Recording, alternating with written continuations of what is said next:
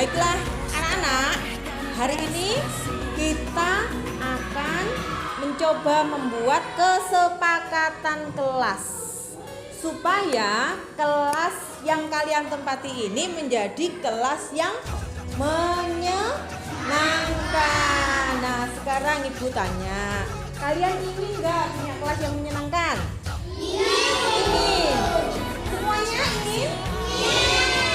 Bagus. Sekarang ibu tanya, kelas yang menyenangkan menurut kalian itu yang bagaimana sih? Siapa? Siapa yang berani? Gotong royong. Terus apa lagi? Sebentar, spidolnya bunga mana? Saling membantu. Oke, ada yang tulisnya. Nah. Oke, sebentar saya tulis dulu ya.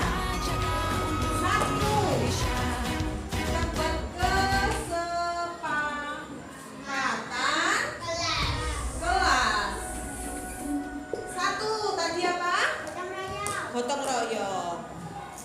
Gotong royong. Ada lagi kelas yang kalian impikan yang bagaimana? Saling membantu sudah masuk di gotong royong. Apa lagi? Sama, masuk di gotong royong juga. Kenapa? Oh, saling menyayangi. Saling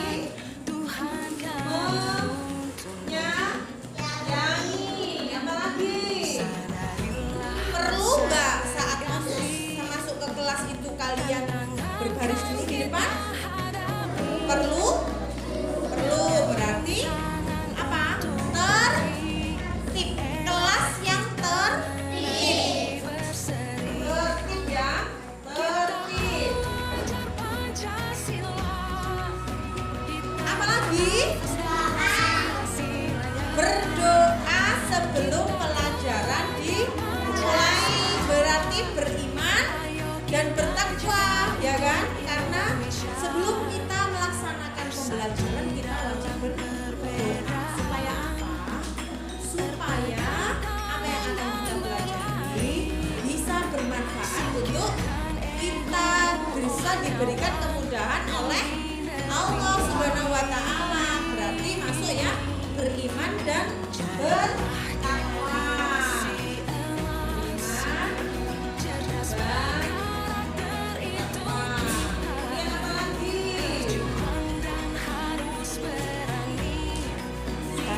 Tinggal satu deh kita bisa kesepakatan kelas 5. Ingin nggak kelasnya yang bersih dan nyaman? Ingin ya. Berarti kita masukkan? Perlu dimasukkan? Kelas yang bersih dan nyaman? Perlu? Baiklah. Kelas yang bersih dan nyaman berarti ruang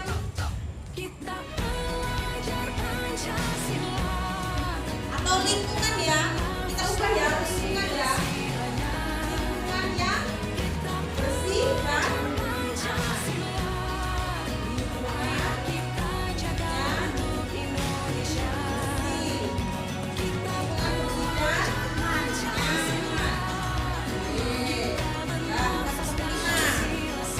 sekarang kita perhatikan ke depan. Kesepakatan kelas kita yang pertama gotong dalam melaksanakan tiket. Contohnya, kalian harus bekerja sama dengan siapa? Dengan teman tiketnya. Begitu pula dengan teman yang tidak melaksanakan tiket, tapi bukan jadwal tiketnya, juga harus saling menolong, saling membantu. Itu namanya gotong royong. Betul. Yang kedua, saling saling berarti kalian satu kelas ini adalah saudara, harus saling menyayangi, gak boleh bertengkar, harus apa? Iya, kayak kamu sama kakakku kalau di rumah. Sekarang betul, yo akur karena saling menyayangi. Pulang kamu dengan sana dengan baik, dengan makan juga saling menyayangi. lagi yang ketiga, tertib ini yang pertama. Datang tidak boleh kedua, sebelum masuk kelas harus berbaris dulu di depan supaya tertib. Ya, itu salah satu dari kesepakatan kelas kita, tertib. Kemudian keempat, beriman dan bertakwa. Berarti melaksanakan sholat juga. Sholat apa kalau di sekolah? Duha. Jadi sholat duha juga masuk ke beriman dan bertakwa. Jadi sebelum melaksanakan tugas, sebelum melaksanakan pelajaran, dan yang kelima, lingkungan yang bersih dan nyaman. Jadi kalau ada sampah yang berserakan, kalian harus dan membuangnya ke tempat sampah. Nah, anak, kesepakatan kelas sudah kita buat. Berapa? Ada berapa? 5. Ini kalian tadi yang menentukan sendiri bukan? Ya kan? Yang menentukan kalian sendiri. Berarti harus dilaksanakan. Oke, baiklah. Setelah ini kita bikin kesepakatan kelas. Kita tempel di sampah. Setuju? Setuju? Oke, baiklah. Terima kasih.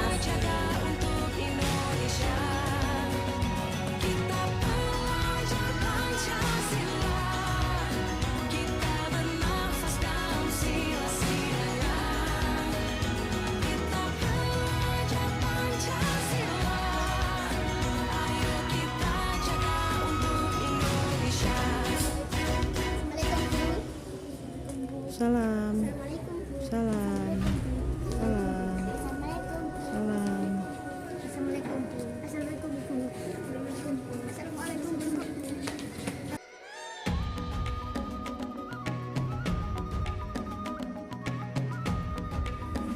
Nah, izin ke belakang. Ya.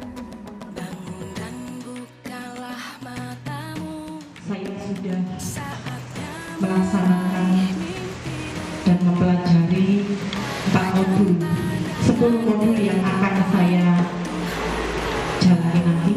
Sekarang sudah sampai 4 modul, modul 1.1 hingga 1.4. Yang pertama itu mengenai filosofi belajar Dewaktoro, dan yang kedua tentang nilai dan peran guru penggerak, yang ketiga visi guru penggerak, dan yang keempat budaya positif. Jadi materi yang akan saya sampaikan pada siang hari ini yaitu mengenai budaya positif di sekolah.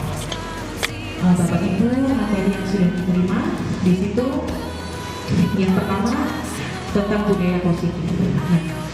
Ki Hajar Dewantoro mengutamakan sekolah yang di lingkungan kita itu adalah sebuah ladang, tempat persemaiannya bibit-bibit. Jadi anak-anak itu adalah bibit-bibit kita, sedangkan sekolah itu adalah ladangnya, dan kita adalah petaninya. Jadi biasanya petani kalau merawat tanamannya, merawat bibit-bibitnya itu dipupuk, kemudian dibasmi hama-hamanya.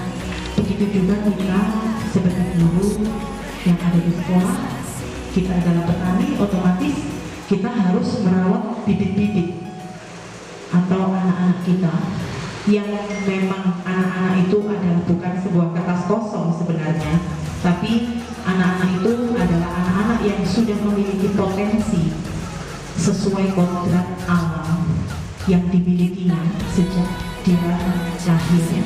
Kita sebagai guru, tugas kita adalah mengembangkan potensi yang ada pada diri anak. Jadi anak itu bukanlah sebuah kertas kosong, bukan kita yang mengisinya, namun kita yang menumbuhkan potensi serta bakat-bakat yang ada pada diri anak. Yang pertama mengenai budaya positif, itu yang pertama adalah konsepnya dulu kita bahas. Konsep disiplin positif dan motivasi.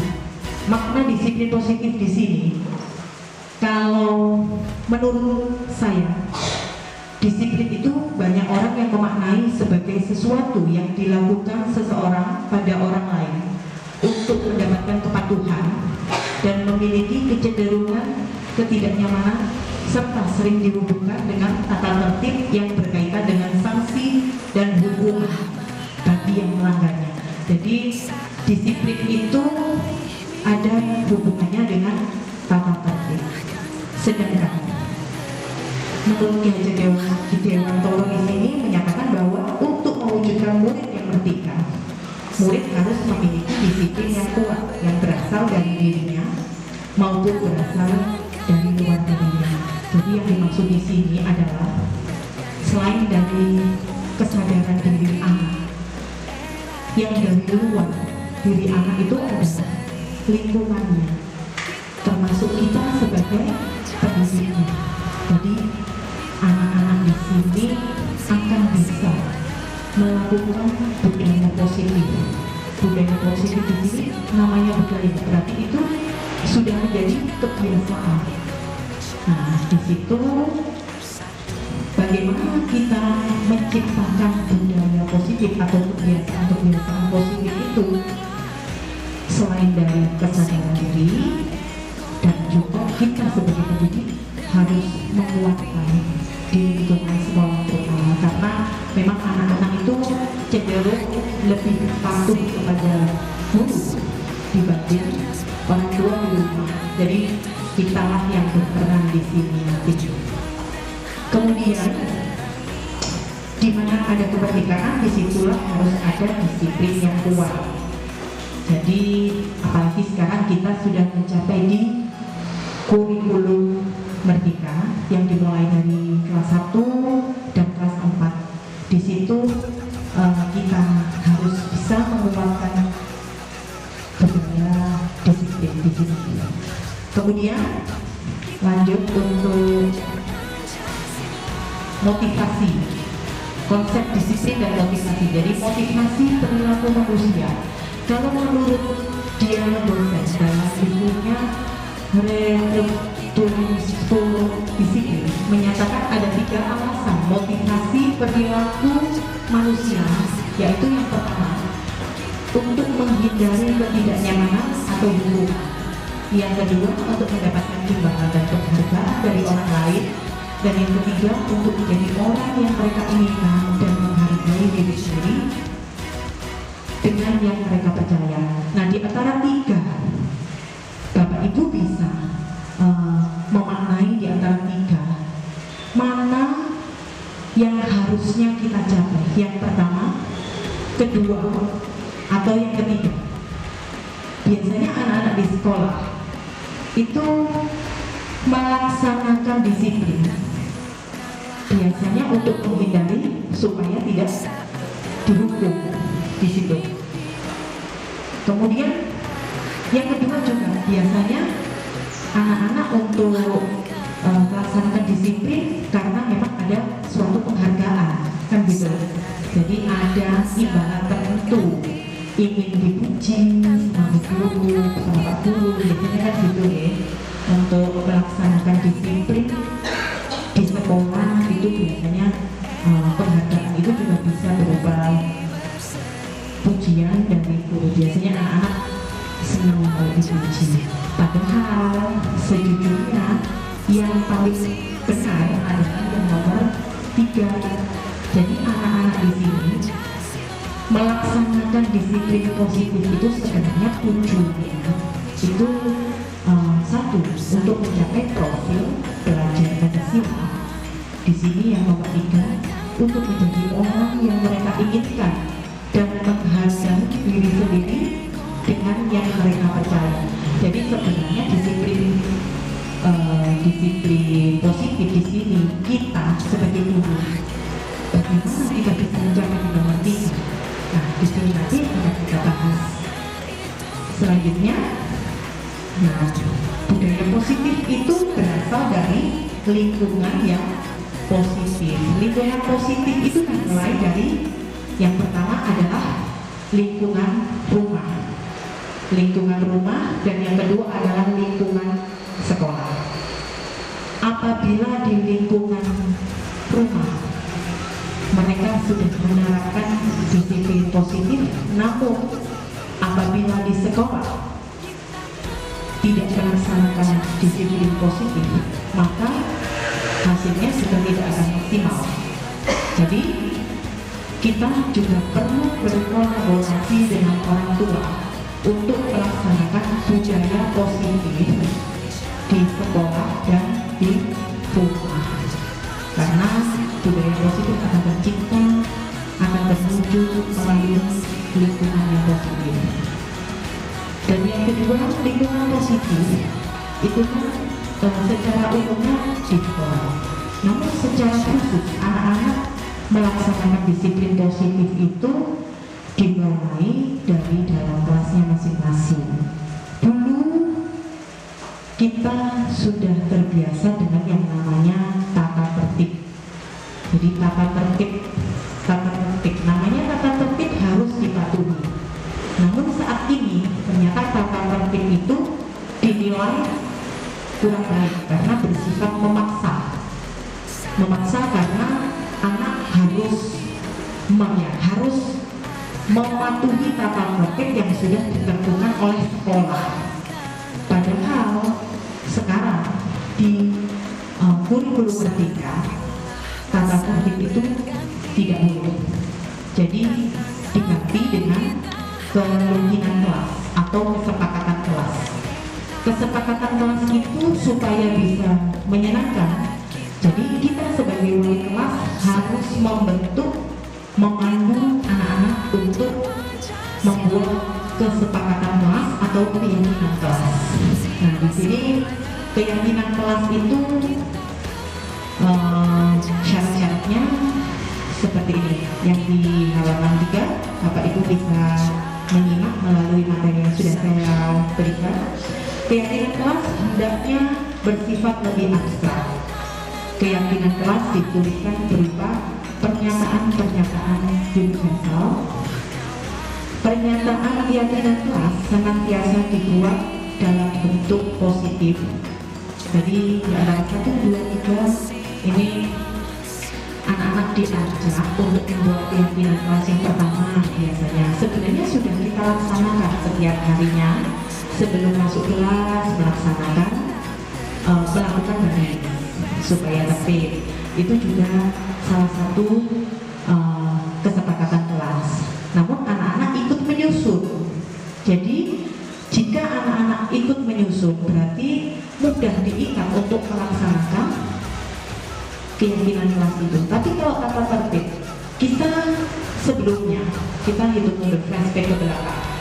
Untuk tata tertib kita tempel.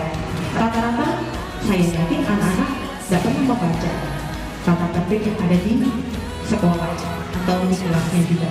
Tapi kalau untuk keyakinan kelas kita buat secara intern di dalam kelas dan anak-anak ikut membentuk, maka anak-anak akan lebih ingat dengan keyakinan kelas yang sudah dibuat secara bersama-sama.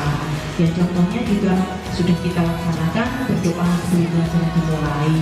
Seperti itu adalah salah satu dari budaya positif yang menjadi kebiasaan-kebiasaan di lingkungan sekolah. Kemudian keyakinan kelas hendaknya tidak terlalu banyak sehingga mudah diingat dan dipahami oleh semua warga kelas. Keyakinan kelas sebaiknya sesuatu yang dapat diterapkan di lingkungan sesuai dengan kondisinya. Jadi kita juga harus menyesuaikan lingkungan sekolah kita. Sekarang kita itu dituntut selain untuk menyesuaikan kodrat alam, kita juga dituntut untuk mengikuti kodrat zaman. Diingat untuk melaksanakan keyakinan kelas itu. Tapi kalau kata tertib, kita sebelumnya kita hitung juga flashback ke belakang. Untuk kata tertib kita tempel. Rata-rata saya yakin anak-anak tidak pernah membaca tata tertib yang ada di sekolah atau di kelasnya juga. Tapi kalau untuk keyakinan kelas kita buat secara intern di dalam kelas dan anak-anak ikut membentuk, maka anak-anak akan lebih ingat dengan keyakinan kelas yang sudah dibuat secara bersama. Selanjutnya kebutuhan dasar manusia. Di sini ada 5 kebutuhan dasar manusia. Yang pertama, kebutuhan bertahan hidup, survival di sini. Yang kedua, cinta dan kasih sayang, kebutuhan untuk diterima.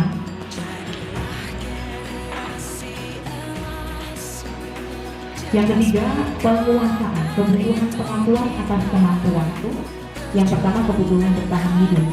Jadi kebutuhan yang bersifat fisiologis untuk bertahan hidup, misalnya kesehatan, rumah, makanan. Di sini kita semua Bapak Ibu guru pasti sudah paham tentang kebutuhan bertahan hidup.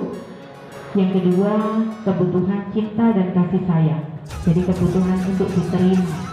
Nah, di sini perannya Bapak Ibu juga sangat dibutuhkan. Memberikan kasih sayang, cinta dan kasih sayang tidak boleh dibedakan. Selanjutnya tentang kebutuhan yang ketiga, yaitu penguasaan. Kebutuhan, jadi anak bebas memilih kebutuhan mandiri atau mandiriannya yang ada di kelas. Makanya di sini nanti ada yang namanya proyek profil belajar Pancasila yang sudah kita bentuk panitianya kemarin, guru pembinanya jadi P5. Di sini kemarin Pak Riki sama Bu Ati, Pak Riki kelas tinggi dan Bu Ati kelas rendah, kelas satunya. Di situ anak diberikan kebebasan untuk memilih sesuai dengan bakat yang diminatinya. Jadi gini, kita tuh diminta untuk memberikan kebebasan kepada anak. Jadi tidak harus anak dipaksa untuk memilih ini. Jadi misalnya seperti yang dulu perlu kita pelajari, kita terima di IKM, bahwa seperti halnya burung yang tidak bisa berenang, kita tidak boleh memaksakan burung untuk berenang karena memang kemampuannya untuk terbang. Jadi seperti itu, kita di dalam kelas itu banyak murid-murid yang memiliki kemampuan berbeda-beda. Kita tinggal membantu memfasilitasi kemampuan itu agar tumbuh dan berkembang. Jadi tubuh kita memang agak unik, tapi bagaimana caranya kita untuk bisa memahami karakter anak di dalam satu kelas itu. Nanti kita pisah-pisah, intinya bukan dipisah tempat duduknya, tapi dipisah dalam cara penyampaiannya. Jadi memang agak sedikit repot, ya, agak sedikit repot, tapi saya yakin Bapak Ibu guru di Merdeka ini pasti mampu, karena Bapak Ibu guru di sini sudah memiliki potensi yang tidak diragukan lagi. Selanjutnya yaitu kebutuhan dasar manusia yang kelima, kesenangan, kebutuhan untuk merasa senang. Jadi belajar di kurikulum Merdeka, kita dituntut untuk memberikan kesenangan, kebahagiaan untuk belajar di kelas. Sebelum saya melanjut ke materi posisi kontrol, mulai dari motivasi, terus kemudian konsep dan 5 kebutuhan dasar manusia, apakah Bapak Ibu ada yang ingin ditanyakan dulu? Pasti. Nah, lanjut ke 5 posisi kontrol. Nah, di sini kita akan merefleksikan dulu. Di sini 5 posisi kontrol, posisi kita di mana sih?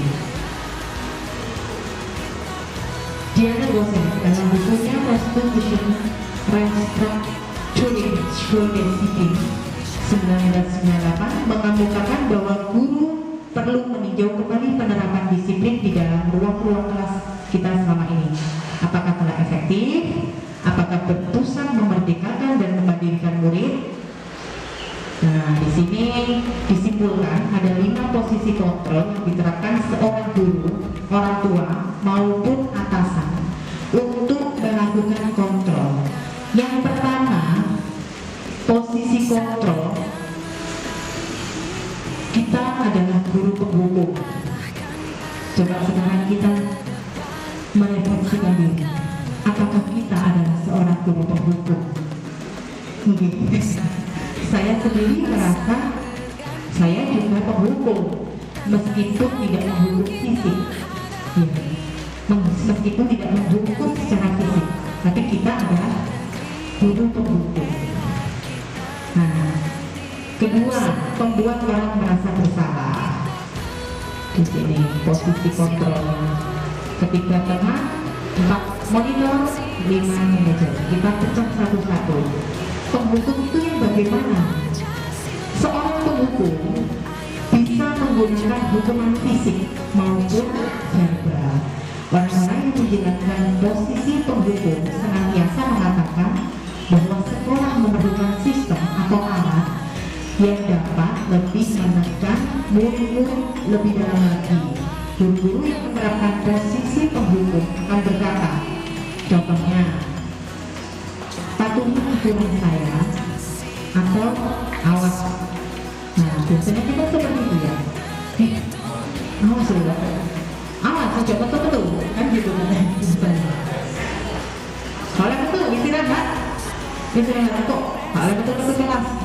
Itu salah satu kita adalah penghukum. Terus ada juga kalimat, kamu itu ya selalu saja salah negara perkalian. Nah, itu salah satu bentuk penghukum. Terus kemudian pasti selalu yang terakhir selesainya. Gak mari-mari kan mah ngomong aja. Nah, biasanya kita seperti itu. Gimana gini? Iya.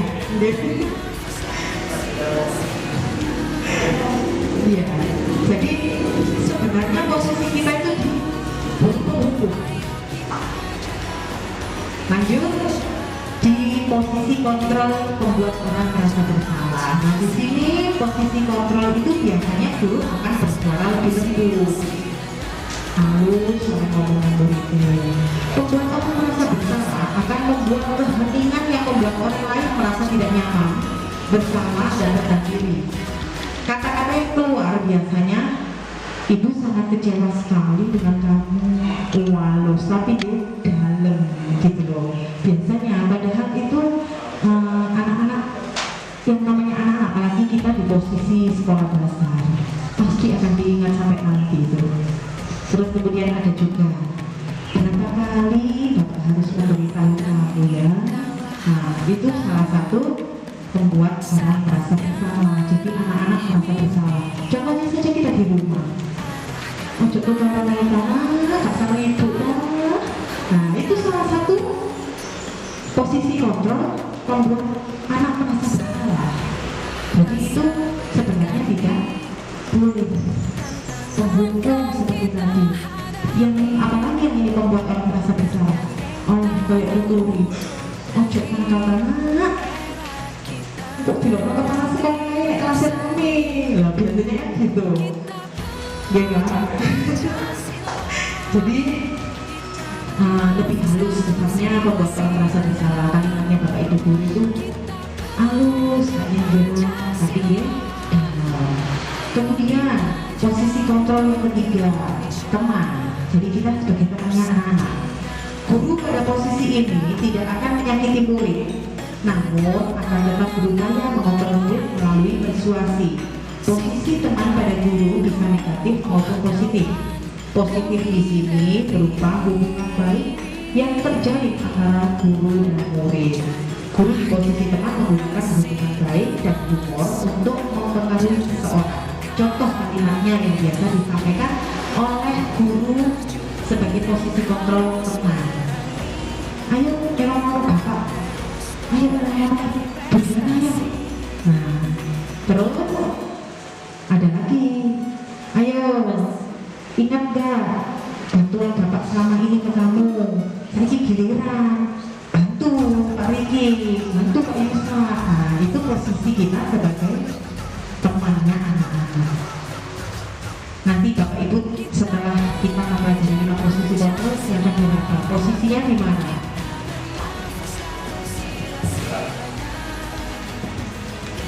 Lanjut, monitor atau pengawas. kita adalah sebagai pengawas. Jadi biasanya kalimat-kalimat yang disampaikan yaitu peraturannya apa yang telah kami lakukan, sanksi atau konsekuensinya apa. Jadi kita mengawasi anak-anak biasanya dan mengucapkan kalimat-kalimat yang sifatnya itu kita harus mematuhi peraturan dan kita diingatkan tentang konsekuensi apabila kita tidak mematuhi peraturan. Dan yang kelima, ini adalah salah satu dari tujuan kurikulum Merdeka, yaitu di posisi kontrol manajer. Jadi kita mulai sekarang harus bisa belajar untuk menjadi posisi manajer, yaitu posisi terakhir. Posisi manajer di sini adalah kita sebagai mentornya anak-anak. Apabila ada anak yang melakukan kesalahan, pasti di sekolah banyak anak yang melakukan kesalahan. Namun di sini kita harus membantu anak-anak untuk mengingat tentang keyakinan kelas yang telah dibuat. Contoh kemarin saya sudah mencoba menerapkan, mengimplementasikan di kelas saya. Ada anak yang pada saat istirahat itu uang sakunya habis. Nah, pada saat bermain di halaman dia merasa kehausan, lalu memanggil temannya untuk membelikan dia minum menggunakan uangnya temannya tadi. Jadi istilahnya itu majki, memalak temannya untuk mendapatkan apa yang dia inginkan. Nah, di situ saya mencoba untuk memanggil siswa tersebut. Saya tanya, jadi di posisi kontrol kita tanya. Pertama, kita harus memvalidasi kesalahannya apa dulu. Apakah kamu tahu tadi kenapa ibu memanggil kamu ke sini? Enggak bu, katanya gitu. Jadi tadi ibu melihat kamu memalak, istilah bukan memalak, kita pakai kalimat yang halus. Jadi ibu melihat kamu meminta si A untuk memberi minum ya? Iya. Kita tanyakan alasannya. Alasannya kenapa? Uang sakunya habis, katanya gitu. Nah, di sini posisi kontrol kita, beri anak itu solusi tindakan yang salah dulu. Jadi alurnya kita di sini menanyakan kepada anak-anak apakah cara yang lebih efektif untuk mendapatkan apa yang kamu butuhkan. Seperti tadi anak itu membutuhkan minum, namun uang sakunya habis, hingga akhirnya memanfaatkan temannya untuk memberikan dia minum dengan uangnya. Nah, di situ adalah masuk di validasi tindakan yang salah. Kemudian alur yang ketiga, posisi kontrolnya di segitiga restitusi, yaitu menanyakan keyakinan. Jadi sebelum kita melakukan ini kan kita sudah mempunyai keyakinan kelas atau kesepakatan kelas. Nah, Bapak Ibu di sini keyakinan kelas yang sudah dibuat harus ditempel di dalam kelas. Jadi seperti peraturan atau tata tertib. Pada saat yang dulu kita sebut tata tertib, sekarang kita sebut dengan keyakinan kelas karena kita buat secara bersama-sama dengan anak-anak, itu ditempel di dalam kelas. Jadi anak-anak akan tetap ingat. Di sini yang posisi kontrol di manajer, kita mengikuti yang namanya segitiga restitusi, menanyakan keyakinan kelas apa yang telah kita buat. Salah satu contohnya kemarin yang sudah saya terangkan, yaitu tetap menghormati dan menghargai satu sama lain. Jadi salah satunya di antaranya, meskipun itu adalah teman kita yang mungkin dia adalah lebih lemah dari anak yang tadi memanfaatkan itu saya ingatkan tentang keyakinan kelas kemarin itu. Jadi keyakinan kelas apa masih ingat? Gitu. Jadi mereka di situ menyadari dengan sendirinya kesalahan-kesalahan yang sudah dibuat itu bertolak belakang dengan keyakinan kelas yang sudah dibuat. Kemudian kita bisa menanyakan, kamu ingin menjadi orang yang seperti apa? Begitu kemudian kita tanya, jadi anak itu tidak merasa bersalah, tapi dia menjadi manajer atas dirinya sendiri, tahu harus apa, harus bagaimana, itu di situ. Kemudian yang terakhir, menstabilkan identitas. Di sini adalah tugas kita sebagai bapak ibu guru untuk menstabilkan identitas. Jadi setelah kita berbicara dengan anak yang membuat kesalahan atau melanggar keyakinan kelas tadi, kita membantu anak-anak untuk menstabilkan identitas. Setelah kamu menyadari tentang apa yang sudah kamu lakukan, sekarang apa yang ingin kamu lakukan untuk memperbaiki kesalahan kamu? Si A selatan ini menjawab, saya ingin minta maaf kepada si B. Akhirnya coba kamu panggil si B, dipanggil, dan disitu dia menyadari kesalahannya, meminta maaf. Di sini diyakini bahwa di posisi manajer atas dirinya sendiri, posisi kontrol yang kelima, yang terakhir, itu kita